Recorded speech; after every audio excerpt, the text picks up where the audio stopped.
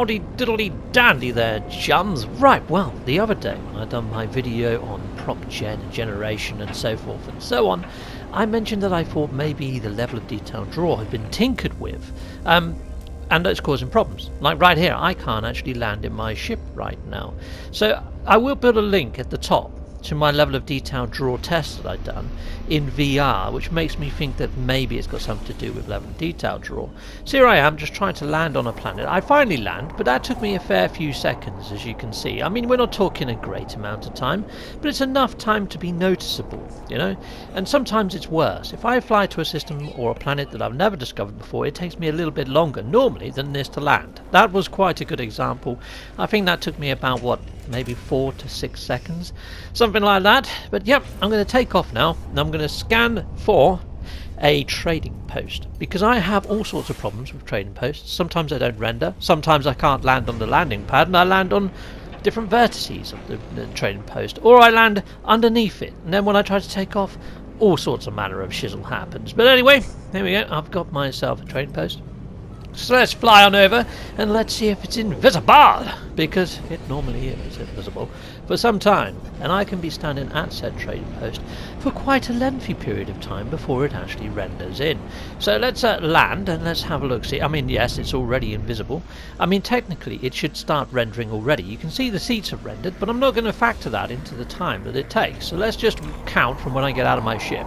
1 Mississippi, 2 Mississippi, 3 Mississippi, 4 Mississippi, 5 Mississippi, 6 Mississippi, 7 Mississippi, 8 Mississippi, 9 Mississippi, 10 Mississippi, 11 Mississippi, 12 Mississippi, 13 Mississippi, 14 Mississippi, 15 Mississippi, 16 Mississippi, 17 Mississippi, 18 Mississippi, 19 Mississippi, 20 Mississippis, roughly around 20, let's just say 20. God, it took freaking longer than that, though. The ship hasn't even rendered in the background, the hauler, look, and it hasn't got all the bits. But there's a reason why I'm doing this counting stuff, and we'll get to that in a second. But first, let's hear from Mr. Murray just how big his actual game file is, and in size.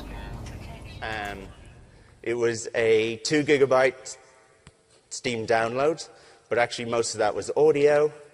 Another 200 megs was like pre-baked UI. So everything that you saw there in those screenshots, because they don't show UI and audio, like that was generated in about 300 megs, right? And that's super fun. Like, I find that super cool.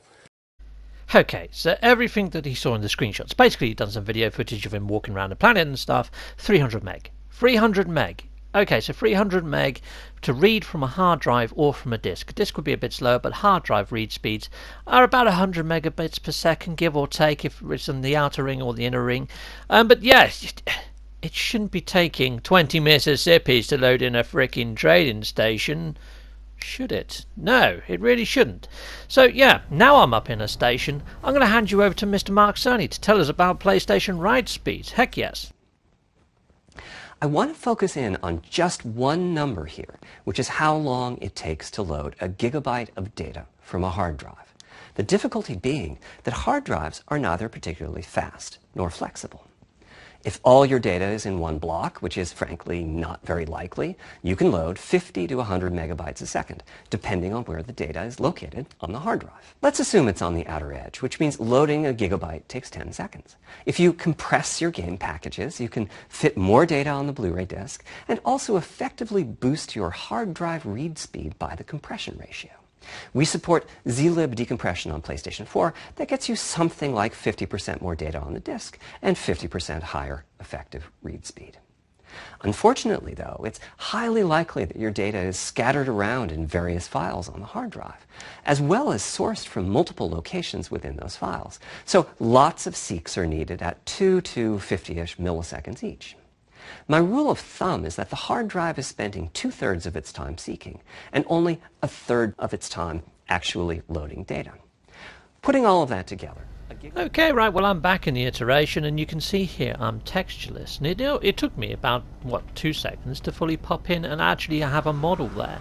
But if I fly on up here and I head on over to this multi-tool cabinet and also this technician, I mean, if you guys, if you've already started counting or look at the video time, you're going to get an idea of just how long this is taking, and it's almost as long as, well, I think it's actually longer than the trading post to render.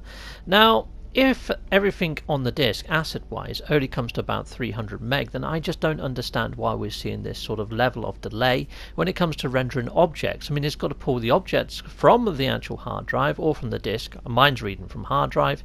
It's then got to put it over into sort of like the CPU or GPU cache or into RAM, which shouldn't take this long. It really shouldn't, depending on where the assets are stored. And considering this is all procedurally generated from math, the actual models and assets themselves are relatively small in size. From the horse's mouth, I'm going by what Sean Murray said. So this really doesn't make sense as to why this bug actually exists and is still prevalent now.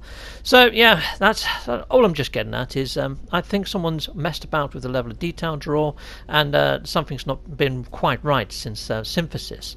Anyway, you guys have been freaking awesome. Thank you for watching. I've done this video as a bit of a response to some of the comments and things. So there we go. That's that. Goodbye for now.